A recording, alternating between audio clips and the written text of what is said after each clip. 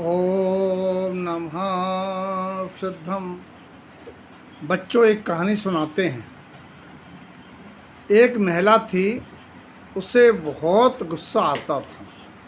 बात बात में गुस्सा होके जाने क्या क्या अंट संट बोलती रहती थी।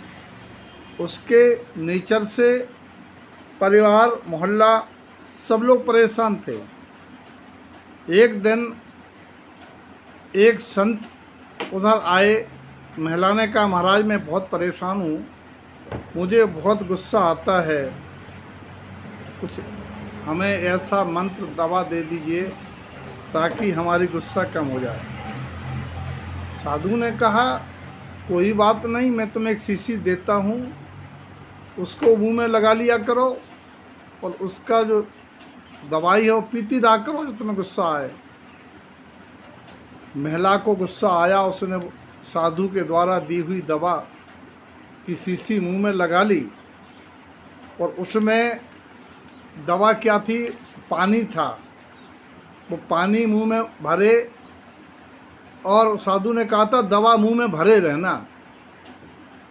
जब मुंह में पानी होगा तो शब्द कैसे निकलेंगे। और कुछ दिन बाद महिला बोली, महाराज आपने बड़ी कृपा की, हमारी तो गुस्सा शांत हो गई। कहने का तात्पर्य ये है कि अगर कोई जिनवाणी की बात को भरे रहे, यानी इस गुस्सा का क्या नुकसान होगा, तुंगकारी का क्या हुआ, दीपायन मुनि का क्या हुआ। दीपायन मुनि के क्रोध से द्वारका जली और स्वयं जल गए। तुंगकारी क्रोध से भागी घर से और एक रंगरेज ने पकड़ के उसके मस्तक को फाड़े, रक्त निकाले, कपड़े रंगे, फिर सिले, घर तय निकारे, तन विदारें वाली बात है कि ये जीव लोक व्यवहार में घर का बंटवारा, घर से निष्कासन, घर वालों के दृष्टि में बहुत गुस्सैल और बेकारी दिखता है। इसीलिए शांति भंग हो जाती है, उपयोग स्वभाव में नहीं रहता है।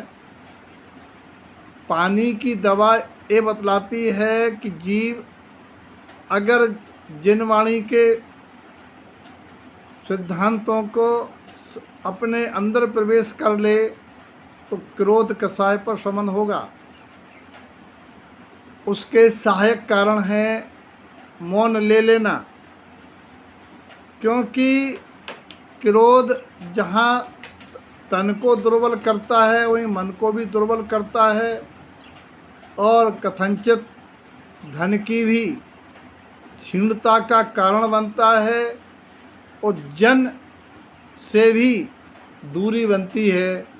तो तन मन धन जन सभी को खराब करता है। इसीलिए हे भाई, इस क्रोध प्रबल वैरी है, इससे दूर रहना चाहिए।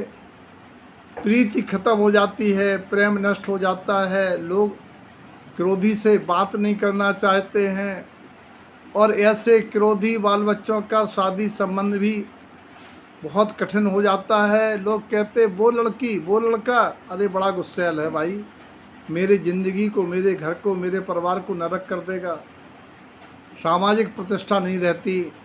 इसीलिए जो एक गुस्सा है वो नहीं आना चाहिए।